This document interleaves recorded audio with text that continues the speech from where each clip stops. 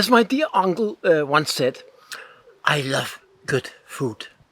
And then after a second, so he corrected himself, saying, I really just like food. I partly agree with him in the way that I do like food, but I preferably like good food. And one of the great kinds of food that I've been studying and trying out is fermenting. You can ferment all kinds of things. I've primarily been fermenting cabbage, different kind of cabbages, either for kapusta, as it calls in Eastern Europe, or sukrut or sauerkraut in Germany. It's basically the same, fermented cabbage, but also the Korean type, the kimchi, which is very different in the spicing. But basically it's the same concept that you're fermenting some vegetables. And originally this was made to make it last as long as possible. But today we primarily do it because it tastes so good. But with fermenting comes some challenges. And one of them is the fermenting crock or the jar or the pot or whatever you want to call it that you're fermenting in. Because when you're fermenting, there's some gases created, and these gases have to escape. And when you do it in a normal fermenting glass, that has some challenges. But with pottery, we can make much better fermenting crocks, just the way they do them in Korea. So in this video, I'm going to talk more about why you want to make a fermenting crock in pottery and ceramics, and how you're going to do it.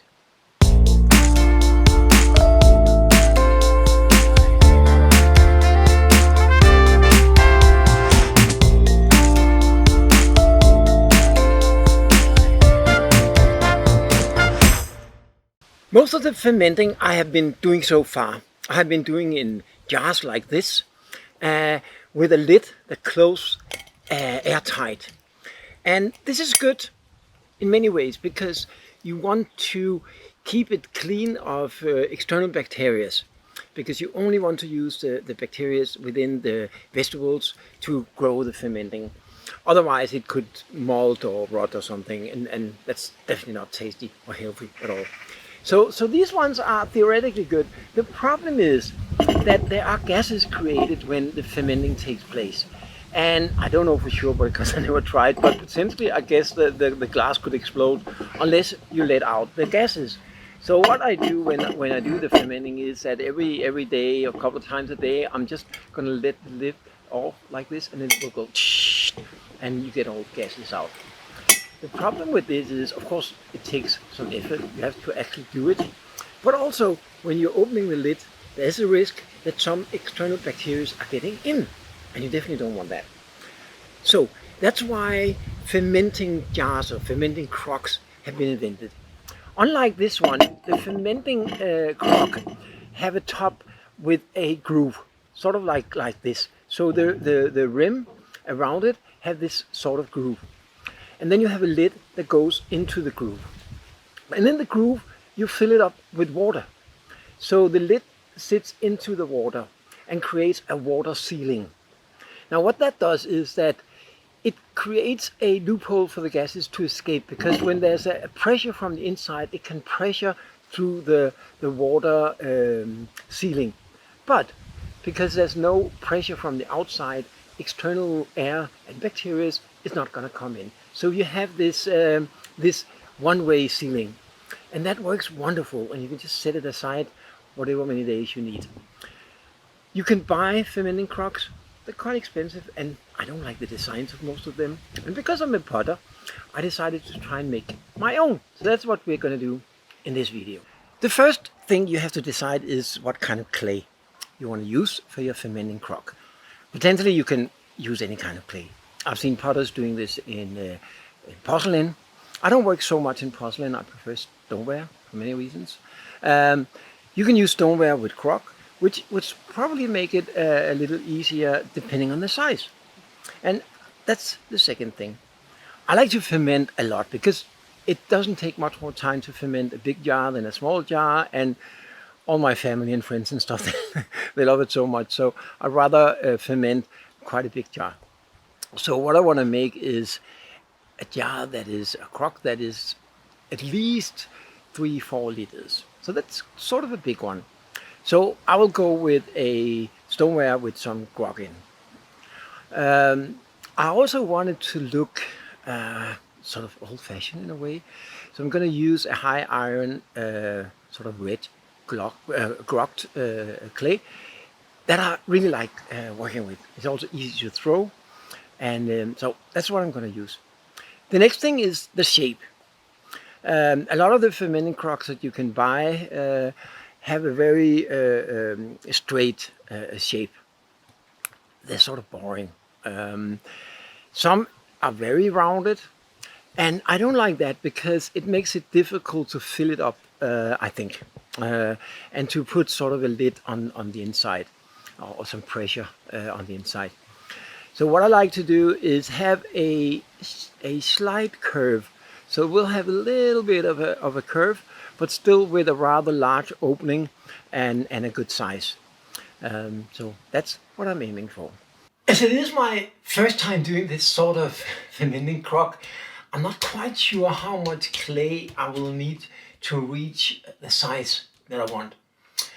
One of the challenges with this is because we want to create this groovy rim, we need quite a lot of clay up there in the top.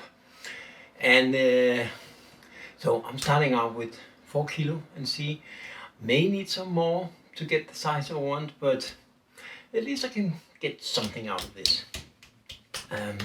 And as I mentioned, this is a rather highly grogged clay, but with a very fine particle grog, so it's actually very smooth, but it's also very strong and very nice to throw with. So let's go ahead with that.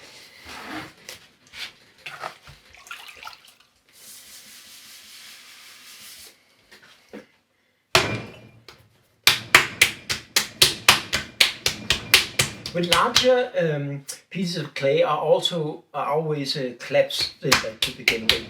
It just makes the whole centering so much easier.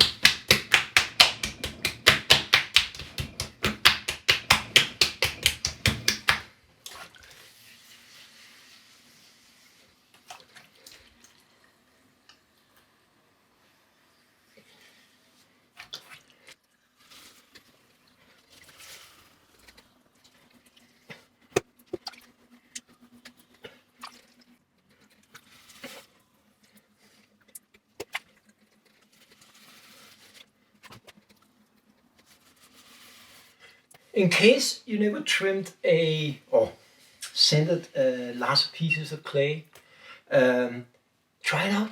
It's actually not that difficult. At least it's not, 5 times more difficult to center 5 times more clay. I think this one is good now, and I'm ready to open up and start the shaping of the cylinder.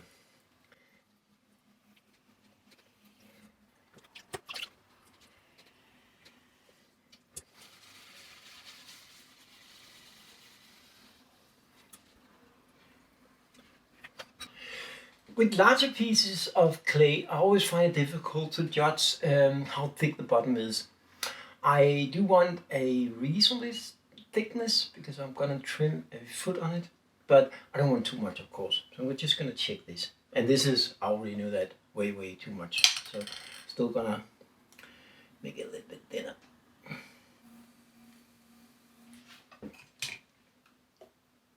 So now it's good. It's about, I would say, 1 centimeter. And that's plenty for me to make the food that I want.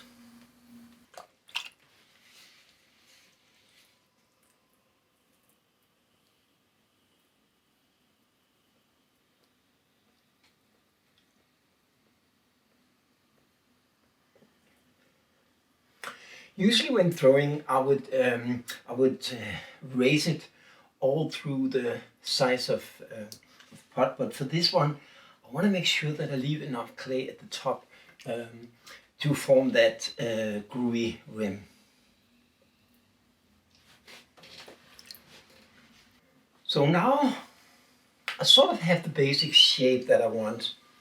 I think I would have liked it a little taller and slimmer. Maybe I need a little more clay than this, because I will be trimming off some of it. But now I have to do the rim at the top. But since this is gonna enforce some torque on the body of the vase, I think I'm gonna do a little bit of drying first. So I'm gonna use my air blower, and then I will, because that's gonna make the body part of it a little more strong, and so don't mess it up too much when I'm gonna throw the rim.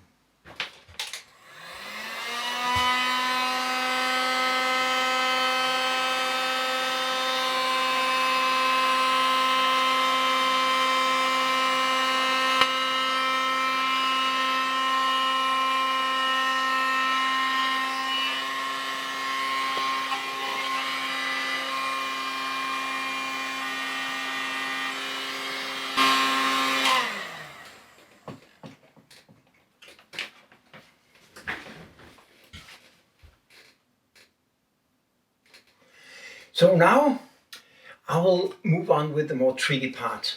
I have this wooden stick, and I think this is going to be a good width. So first I'm gonna flatten the top a little bit. Just gonna make sure that it doesn't just move into the pot.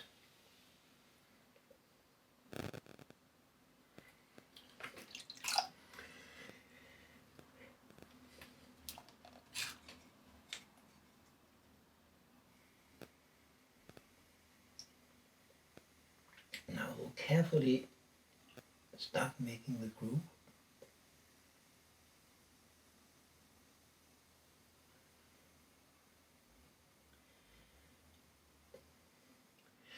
And it has to be rather deep because you want the water and the lid, and it has to be sealed. So I would aim for at least a couple of centimeters or something. And I want to make sure that it's soft enough when you push this down.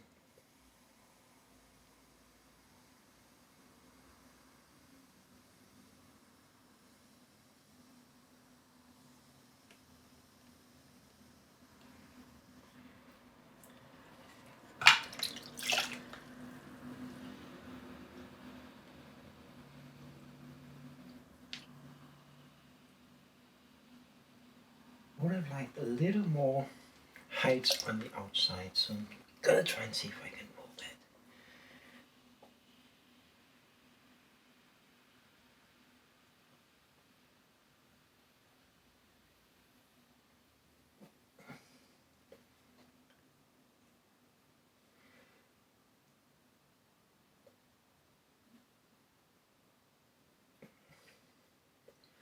As it turns out, the width of my finger is actually better.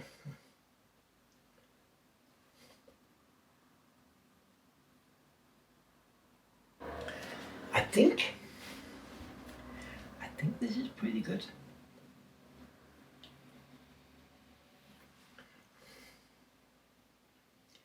You don't want these walls to be too thin, because you don't want them to break off, and it's not something you're going to drink off, so leave them sort of a little bit thick.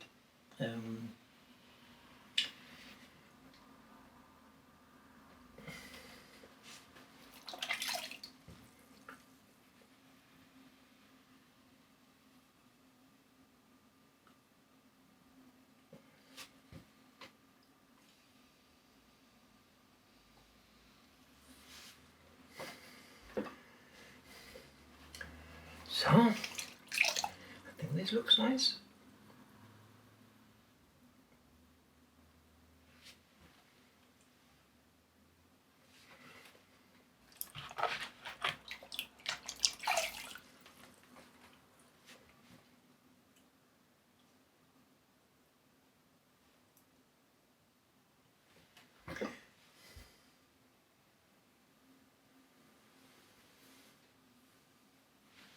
Yeah, I think that's good. Now I'm going to leave this to dry. A fermenting crock consists of at least two pieces. the body that I just thrown, and the lid that goes into the rim. In my case, there will also be two other parts. One is I'm gonna make some small handles because it's a rather big pot, so it's nice to have something to hold on to, which of course is optional. And then I'm gonna make a dish and slide it into two halves of clay, kind of thick clay, because it's nice to have something that keeps the fermenting, the cabbage down when it's fermenting.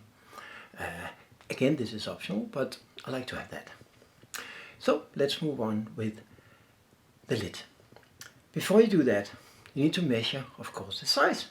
It needs to be rather precise. It's not that difficult. So let's measure that. I use this, and I want to measure the middle of the rim so that it fits into the groove. And I think this is about it. I'm gonna throw the lid upside down, and I probably have way too much clay here, but I'm gonna trim it a lot anyway, so so that doesn't matter. And of course I'm reclaiming all the clay.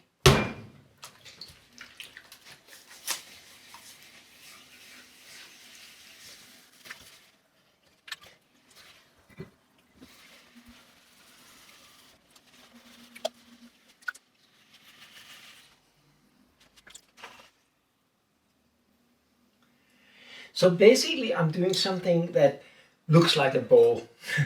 I'm just gonna check, it's of course way too small yet, but basically it's sort of a bowl. Then when it's leather hard, I'm gonna turn it on and I'm gonna trim the handle. So this is the inside of the lid, and of course you also want that to look nice.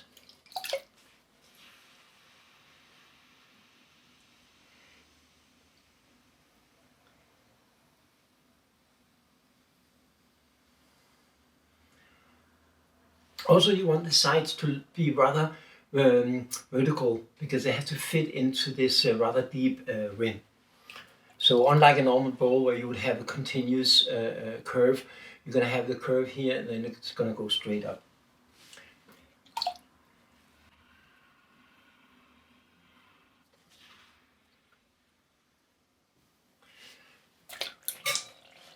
So let's see. Yeah, we're still a few centimeters short. This is fine, we have plenty of clay.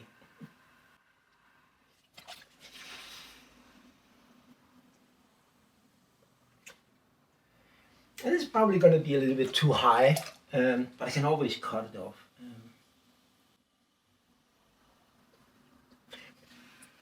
And just like the crock itself, I don't want to make it too thin. It's supposed to sit well, and I like this sort of pottery to have a solid feel to it.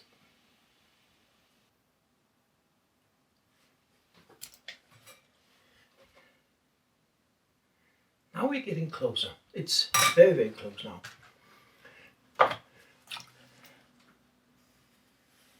Yeah, I think this is perfect. I do think that it's a bit too high,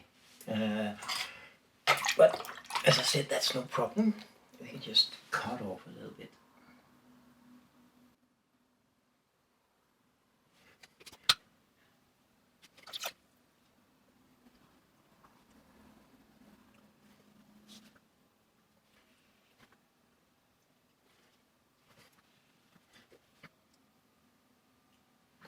The important part, of course, with any kind of lid is that it's very circular.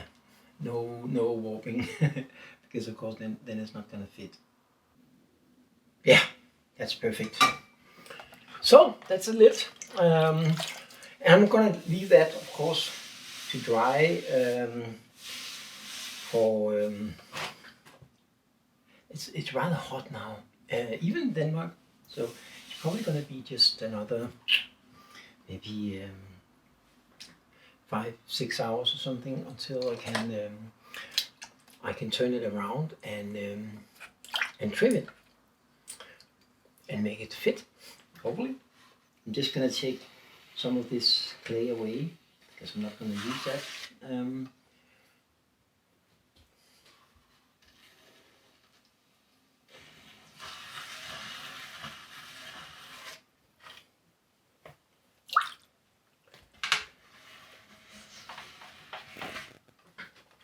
So, that's it for now.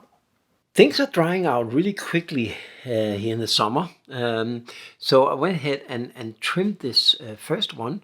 And as you see, it's now only 2.9 kilo. I started out with 4 kilo.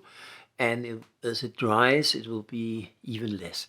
It's not a very thin crock. I like it to be sort of solid. I still need to trim out a foot. So I'll trim out another couple of 100 grams or something, and then it will dry completely. I also made another one here. I didn't film that. It's a little bit bigger. I'm not sure how much they contain. I will test that when I'm done. But this is at least, it's taller, a little more narrow. And we have the two lids sitting here. The rim is a little too tall, so we'll have to cut that down a little bit, but that's easy enough. So I will go ahead and trim the lids now. At least the lid for the first one. First, I will take off, I think, a little less, maybe a centimeter or so.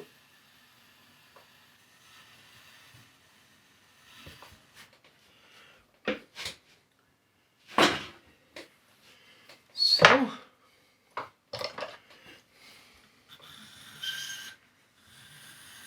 now we'll trim the sides a little bit. I'll trim the top.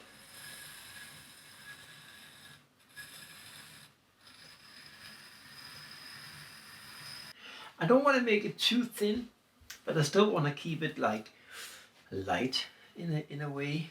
So.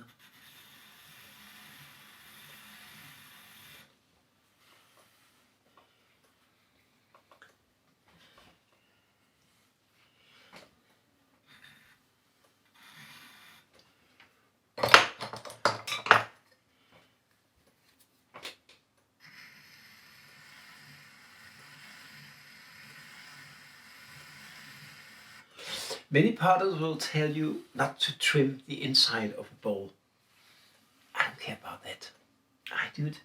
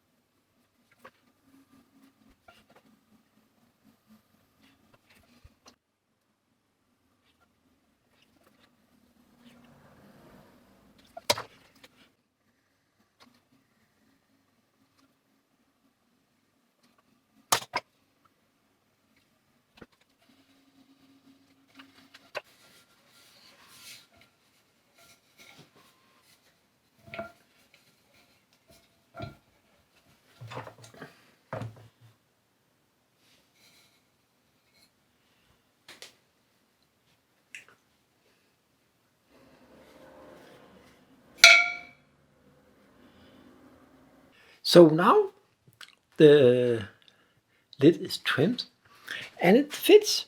It sits nice. It doesn't shake around, and there's room for the water and everything. It's not 100% the way that I wanted it to be, but it works. Now all that's left is to let it dry. I will trim the other one, the bigger one, the lid for that as well. See if it turns out any better. And then I will fire it, bisque fire it, and glaze it. Of course, if you've done lids before, you know that you have to fire them with the lid on. Otherwise, they may warp in a little bit of different directions and it won't fit. And therefore, I can't glaze the inside where the lid and the groove touch each other. But that will be okay, because I will glaze the rest.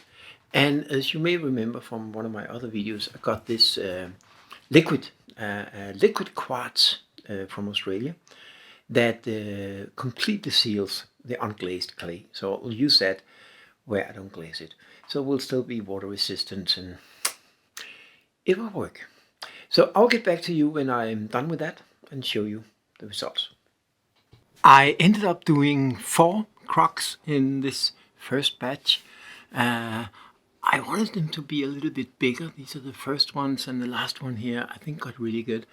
Also got an extra lid because I wasn't too happy with one of them, but now that I look, I think they look okay. So now then my drying rack, I'm just waiting to be able to bisque fire them. I already know what kind of glaze I will use, so I'll get back when I'm ready to do that. Now I have loaded all my fermenting crocks into my kiln, and I was actually surprised to see that I could fit all 6 of them, and actually there was space for another small base there, so maybe I could even have fitted 7 crocks. And surely there's enough space here. Now they're very close to each other. When I glaze them I will need a little more space, but I think I can have just all of them in one go. That's really good. It's always exciting when you have to open your kiln and see what it's like. I think it's less exciting when it's a bisque fire than when it's a glaze fire, but still, you know, there could be cracks, there could be some mistakes. I think I got it mostly under control, so it doesn't happen too often. I mean, it fails. But this time I have 6 fermenting crocks that I haven't done before. They're rather big, and there's lids, and there's this groove as we discussed and you saw when I made it. So I hope it didn't warp. I hope they still fit and everything is good. So let's go and open the kiln. They're on the lower level, so I have just opened it a second ago and removed the top layer. So let's go and see what the lower layer with all the fermenting crocks looks like. So now it's time to see how the fermenting jars look like. And that looks good. It looks like they all survived and all the lids are in place. And none of it looks warped or, you know, destroyed in any way. So, pooh, that's perfect. So I'll just take them up and cool them down and get ready to glaze them. Now I'm working on glazing my fermenting crocks. What I have done is that I have applied wax in the groove here, because as I need to fire these ones together, I can't really have any glaze where they touch each other. So I applied the wax in here.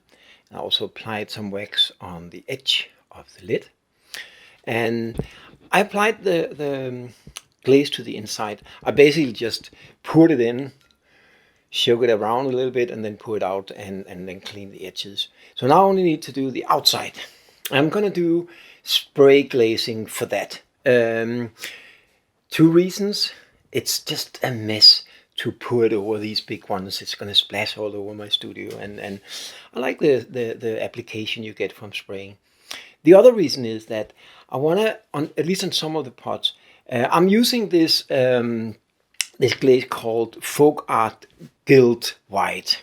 It's one of my favorite glazes. A really nice glaze.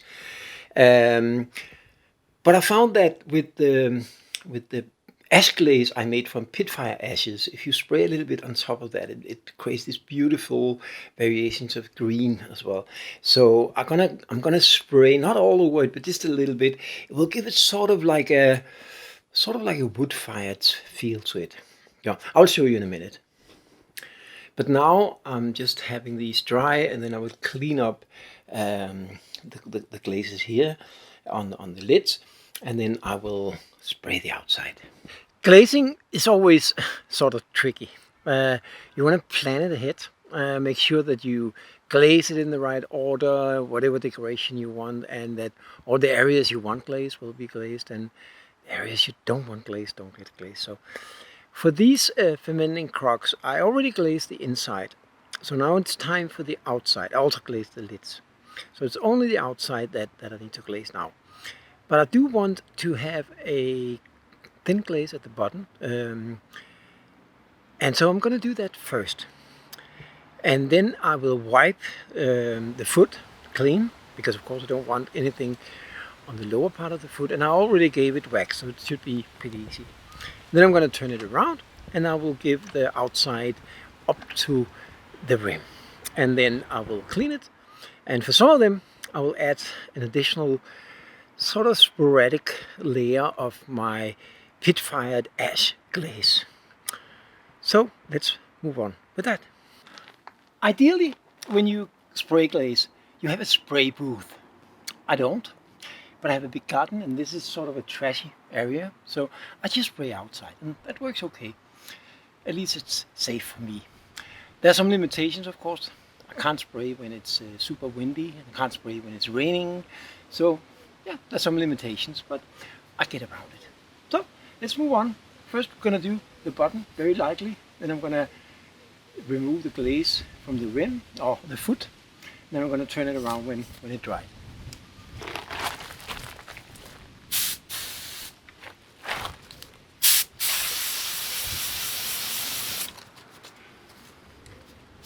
So I think I'm only going to give it a very small layer.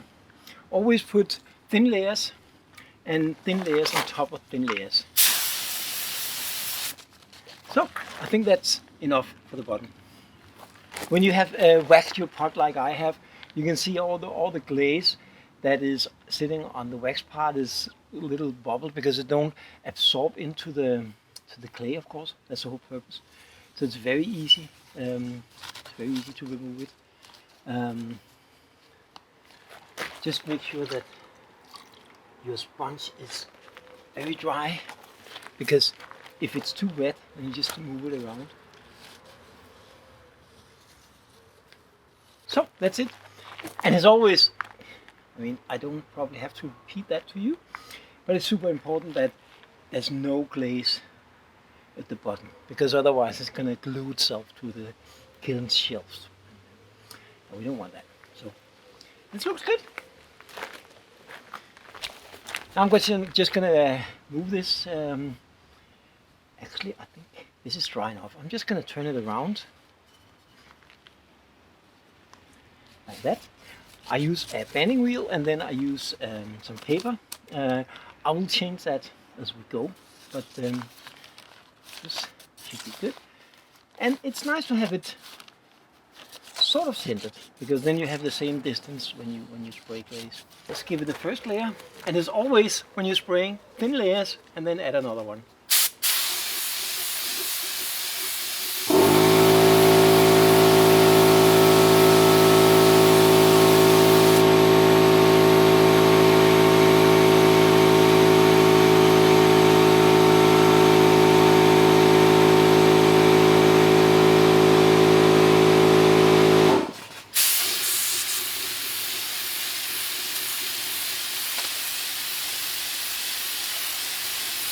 And now, of course, you have to judge it.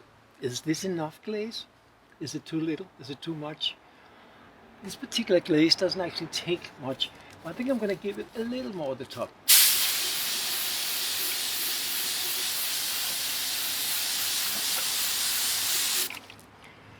So I think that's actually good enough for this glaze. Now I'm going to do the same thing as I did at the bottom.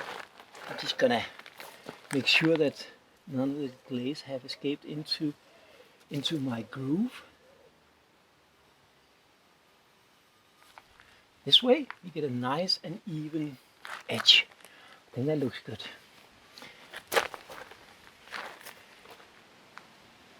And this one dries pretty quick. I'm just going to make sure that nothing got on the foot. And this looks good too. So now the first layer of glaze is ready. As I said, I'm going to add some splashes of the ash glaze that I made from pit fire ashes. I'm just going to put this aside for now. Now I'm ready to apply the last layer, more like some strokes of the ash glaze. This is a very special ash glaze, and I have a video about how I made it, but it's made basically from ashes from my pit fire. And I found out that thin layers of this on top of the folk art guild white looks really great. For some strange reason, some green suddenly appear. So I'm gonna add some strokes to my pots.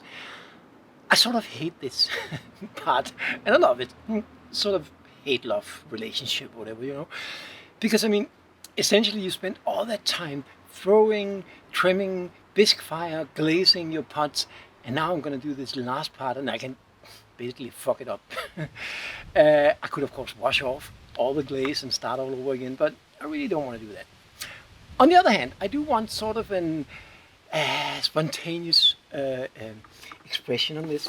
So, you know, it's going to be whatever it's going to be. I'm not going to do it on all the pots. I'm just going to do it on some of them. The ones where I have this little pattern, I think I'm going to limit it. Anyway, let's go on with that. Oh yeah, one thing. This sort of glaze does tend to have a little more particles in it. So it's even more important that you sieve it before you put it into your spray gun.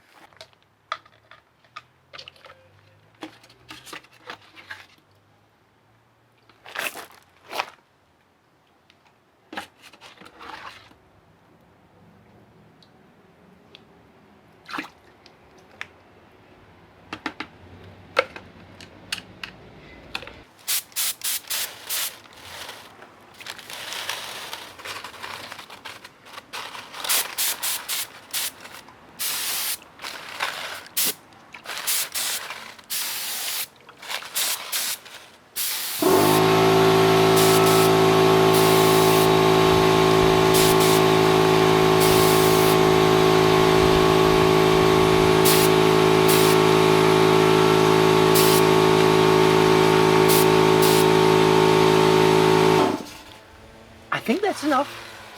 I really don't want to overdo it. So yeah, let's go ahead with that.